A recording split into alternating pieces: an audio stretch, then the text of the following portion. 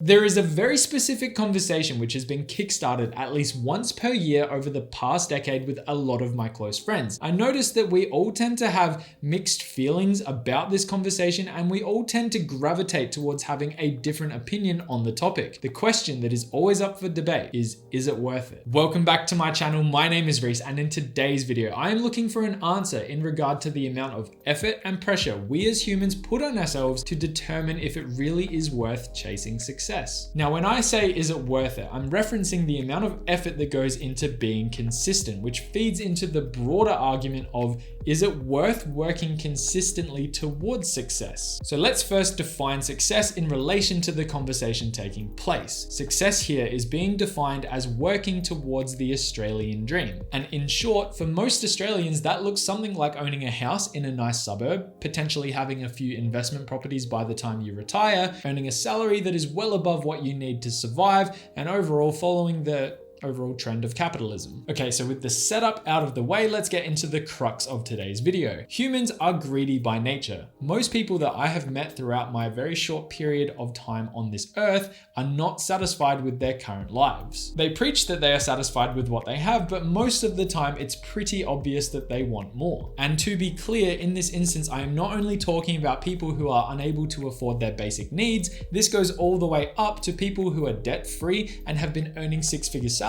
since their early 20s. This hunger is driven from our ability to no longer have to worry about the small things we rely on to function as humans, such as how to put food on the plate or where to access fresh water. Instead, we have the luxury to choose our career paths and focus on ourselves in a selfish manner. Let's use myself as the example in this instance. I am confident that my wealth is well above the average for people in my age group, and it seems like this will continue for me well into my future based on my career prospects and how I manage my finances. Now, tying this all the way back to the start of today's video, the most recent conversation to take place was between myself and my best friend, where the words slipped right out of his mouth. He said, "You are so far ahead. You have so much already, and you still want more. I just don't get it." I thought about it and I countered him with the scenario of each day we all have the same number of hours. Why not make the most of it? If a company is willing to pay me more for doing, the same level of work within the same period of time, why wouldn't I consider taking that opportunity? What I failed to mention to him during this conversation though was that he was absolutely right. I don't need more. At this point in my life, I'm earning so much money that the excess just goes towards saving faster.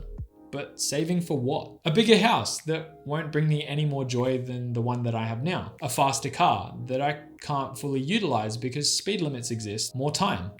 Nope. Can't buy that either. What is the point of trying to acquire more? How do you justify that it is worth it to put in so much effort for a reward that doesn't actually increase the length, quality, or enjoyment of your life? I really want to break this down further. It really made me think. Let's start with quality of life. I have access to high living standards, free healthcare, fresh water, food, and the opportunity to work for a generous salary. Next up, length, in this instance of life. I cannot buy time. I can make decisions every day to live a healthier life, which might give me the chances of living longer, but ultimately we all die at some point. And finally, enjoyment. I have everything I could possibly need and more. Entertainment, knowledge, companionship, friends, and family, and then everything else is a pure luxury. I came up with some of my own justifications, like being able to retire early, being able to indulge in certain luxuries without having to worry about my bank balance, and potentially being able to support my children in the future. But this still doesn't increase the length,